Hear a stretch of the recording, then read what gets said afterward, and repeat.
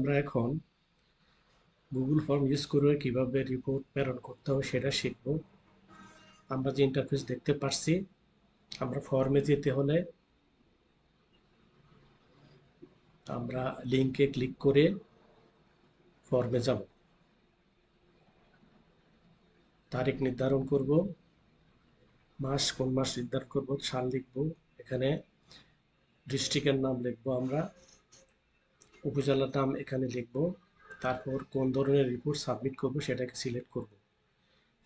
ফাইলটাকে upload দিয়ে অপেক্ষা করব। আপলোড হওয়ার পরে নেক্সটে গত মাসে কোন সময় ইউনিয়ন মিটিং হয়েছে সেটা এখানে তারিখ উল্লেখ করব। আমাদের পক্ষ থেকে কে ওখানে জয়েন করেছে তার নাম ও পদবি লিখব। আমাদের গত ইন্টার এনডিপি কোঅর্ডিনেশন মিটিং কবে হয়েছে এবং কোথায় হয়েছে সেটা লিখব।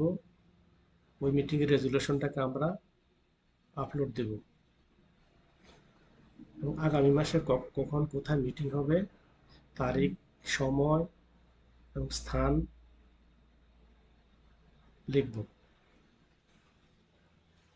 এই বাক্সে কিছু দেওয়ার থাকলে দিব, না হয় নট অ্যাপ্লিকেবল লিখব। পরে সাবমিটকারী নাম পদবি লিখে